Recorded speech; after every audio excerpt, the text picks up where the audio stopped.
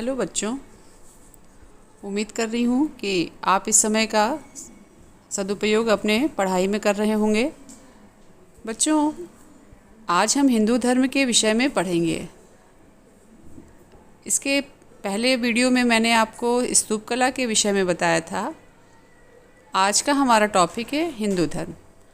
हिंदू धर्म विश्व का प्राचीनतम धर्म है। वैदिक काल से इस धर्म के बारे में हम पढ़ते आए हैं, लेकिन उत्तर वैदिक काल तक आते आते आडंबर और कर्मकांड इतने बढ़ गए थे कि इसके पैरेलल में जैन धर्म और बौद्ध धर्म का उदय हुआ था।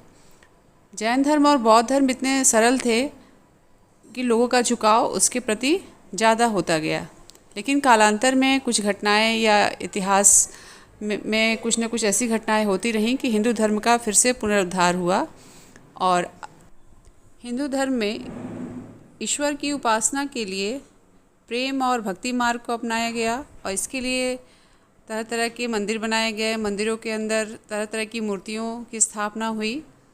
तो आइए अब हम चलते हैं, ये जानने की कोशिश करते हैं कि हिंदू धर्म में आखिर किस तरह से उन्नति हुई थी।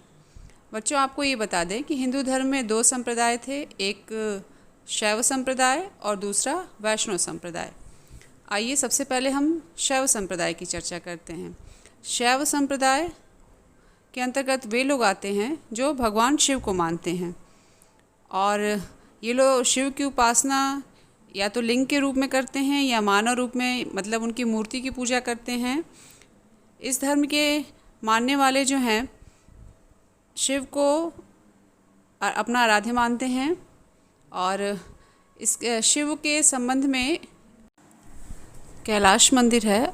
बच्चों, ये चित्र देखिए, ये एलोरा का कैलाश मंदिर है और कहा जाता है कि एक पूरी पहाड़ी को काट कर उसे मंदिर का रूप दिया गया था और ये कटाई जो है ऊपर से नीचे की तरफ होती थी।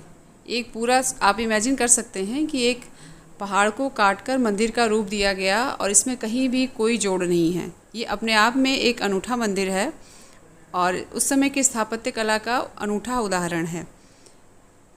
इस मंदिर के संबंध में एक अभिलेख प्राप्त हुआ है और जिसने इसका निर्माण किया था उस तक्षक ने मंदिर को बनने के बाद जब देखा तो उसने यही कहा कि हे भगवान, इसे मैंने कैसे बनाया।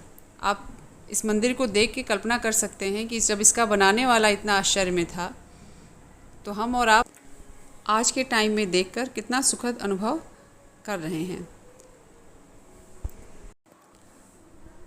अब हम दूसरे संप्रदाय की चर्चा करते हैं, वैष्णव संप्रदाय। वैष्णव संप्रदाय में विष्णु के विभिन्न अवतारों की पूजा होती थी और ऐसा माना जाता था कि पापियों के बढ़ते प्रभाव के चलते जब भी दुनिया में अव्यवस्था और नाश की स्थिति आ जाएगी तब विश्व के रक्षा के लिए भगवान विष्णु अलग अलग रूपों में अवतार लेंगे। ऐसा वैष्णव संप्रदाय के मानने वाले मानते हैं।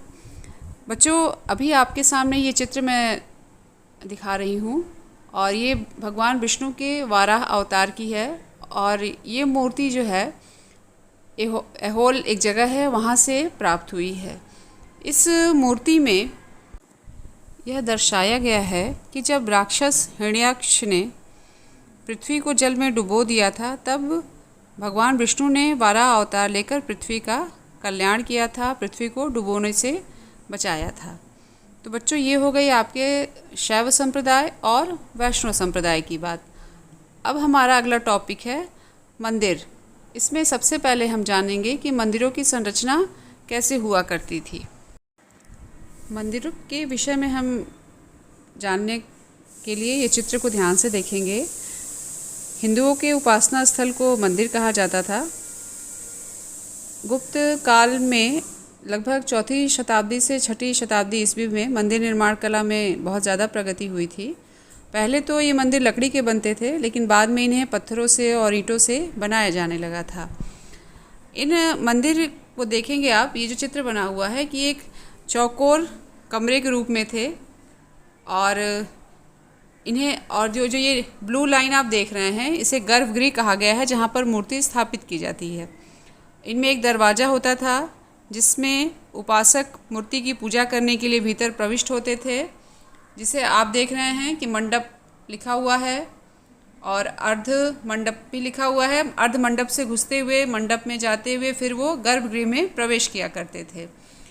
इस मंदिर के ऊपर में देखिए शिखर बना होता था और ये ढांचा बिल्कुल अलग हुआ रहता था। ये गर्भगृह के जस्ट ऊपर बना हुआ है। अगर आप ध्यान से देख रहे हैं तो इस पर मैंने एरो से लिखा भी है। और ऊपर शिखर के ऊपर कलश की स्थापना की जाती थी। उसमें आमलक भी लगाए गए हैं। आप ध्यान से देखिए इसकी तरफ। इस समय मंदिर निर्माण कला अपने चरमोत्कर्ष पर थी और तरह तरह के मंदिरों का निर्माण किया गया था। इसी में से एक मंदिर है बच्चों, ये चित्र देखिए, ये देवगढ़ का दशावतार मंदिर का है। देवगढ़ का दशावतार मंदिर उत्तर प्रदेश के ललितपुर ज़िले में स्थित है और इस मंदिर का स्थापत्य आप देख सकते हैं कि एक ऊंचे चबूतरे पर बनाया गया है। फ़िलहाल ये जो चित्र है इसमें तो इस मंदिर के खंडहर नुमा ही चित्र आपको देखने को मिल रहा है, लेकिन वर्तमान में भी ये मंदिर विद्यमान है। और इस मंदिर से भगवान विष्णु का एक चित्र मिला है। इस चित्र को देखिए, इसमें भगवान विष्णु शेषनाग पर आराम करते हुए दर्शाए गए हैं और संभवतः ये मूर्ति 5वीं सदी की है। इस तरह से आप इस मूर्ति को देखकर ही पाएंगे कि किस तरह से पत्थरों पर कलाकारी उस समय की गई थी। और जितने भी मंदिर उसमें बनाए गए थे वे सभी स्थापत्य कला के श्रेष्ठ नमूने हैं। कुछ पहाड़ियों को काटकर और उन्हें खोखला करके कृत्रिम गुफाओं के रूप में भी मंदिर बनाए गए थे। आप इस चित्र को देखिए।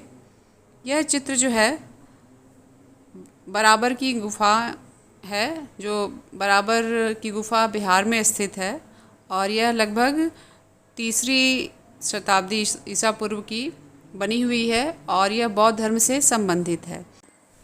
इस कृत्रिम गुफा का निर्माण ईसा पूर्व 3री सदी में सम्राट अशोक के आदेश पर आजीवक संप्रदाय के संतों के लिए कराया गया था और यह भी उस समय के स्थापत्य कला का सर्वश्रेष्ठ नमूना है, जो आज भी बिहार में आप कभी जाएंगे घूमने तो आप ज़रूर यहाँ पर जाइएगा और इसे देखिएगा। दीवारों पर तरह तरह के चित्र बने हुए हैं जो अपने आप में एक अनूठी कला का प्रदर्शन करते हैं। देखिए, यह तमिलनाडु के महाबलीपुरम मंदिर की एक मूर्ति का चित्र है और इस चित्र के संबंध में इतिहासकारों में बहुत मतभेद है और ऐसा माना गया है कि इस मूर्ति में गंगा नदी के स्वर्ग से अवतरण का चित्रण किया गया है। जो चट्टान की सतह के मध्य प्राकृतिक दरार जो बीच में आप गैपिंग देख रहे हैं, उसे बताया गया है कि यह नदी को दर्शा रही है। मतलब नदी का बहाव दिखा रहा है कि दोनों चट्टानों के मध्य नदी का बहाव है और इस तरह से गंगा नदी स्वर्ग से अवतरित हुई है। और यह कथा महाकाव्यों और हमारे पुराणों में भी मिलती है। कुछ विद्वान ये मानते हैं कि यहाँ पर अर्जुन ने, महाभारत काल में अर्जुन ने दिव्यास्त्र प्राप्त करने के लिए तपस्या की थी, क्योंकि पत्थरों पर जो चित्र बने हुए हैं बहुत बारीक हैं। आप इसे जूम करके देख सकते हैं, अलग से आपके बुक में भी दिया हुआ है। उस पर अलग अलग चित्रण हैं जिसके संबंध में इतिहासकार ज़्यादा तो नहीं बता पाए हैं, लेकिन ये अनुमान लगाया है कि जो चित्र बने हुए हैं वो संभवतः महाभारत काल से संबंधित हैं। आप नीचे पत्थर पर देख सकते हैं कि हाथियों के भी चित्र बने हुए हैं और कुछ कथानक उस पर ऐसे उकेरे गए हैं जो संभवतः स्पष्ट नहीं हो पाए हैं। बच्चों, इस मूर्ति को ध्यान से देखिए। ये महात्मा बुद्ध की मूर्ति है और यह मूर्ति इंडो ग्रीक शैली में बनाई गई है। भारत में गांधार कला शैली का विकास हुआ था और ये मूर्ति उसी का एक नमूना मात्र है। इसके निर्माण में सफ़ेद और काले रंग के पत्थरों का प्रयोग किया गया था। यह मूर्ति महायान धर्म से संबंधित है। इस मूर्ति में भगवान बुद्ध को आकर्षक वस्त्र पहनाए गए हैं और इस मूर्ति के शिल्पकारों ने इसे वास्तविक रूप देने के लिए इसकी साज सजावट पर काफ़ी ध्यान दिया है। इस मूर्ति के अगर मुख की तरफ देखेंगे तो आप इस मूर्ति में प्रेम, वात्सल्य, करुणा आदि विभिन्न भावों का अनुभव करेंगे। और यह मूर्ति गांधार यूनानी शैली का सर्वोत्कृष्ट नमूना है। इस तरह से देखा जाए तो भारत में चित्रकला और मूर्तिकला का विकास बहुत ही विशाल रहा है, बृहद रहा है, और हमारा भारत देश इन सभी कलाओं में विश्व के सभी देशों से अग्रणी रहा है। बच्चों, इस तरह से ये आपका लेसन आज ख़त्म हो गया। आपने इसके अंदर जितने भी चित्रकला और मूर्तिकला के नमूनों के विषय में देखा, स्थापत्य कला के उदाहरण के रूप में मंदिरों को देखा, स्तूप के बारे में जाना। बच्चों, इस समय हमारे पास जो भी बच्चा है और संरक्षित है वह हमें इन भव्य कलाकृतियों के निर्माताओं, कलाकारों, मूर्तिकारों और वास्तुकारों की दृष्टि से परिचित कराता है। हम उनसे रूबरू होते हैं कि उस समय के कलाकार कितने ज़्यादा प्रगतिशील रहे होंगे और उन्होंने इस तरह की एक अनूठी रचना हमारे सामने प्रस्तुत की। आज ही आपका अध्याय समाप्त हुआ और मैं उम्मीद करती हूँ कि आपको ये वीडियो पसंद आया होगा और आपको लेक्चर भी समझ में आ गया होगा।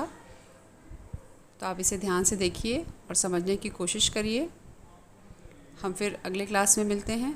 Thank you.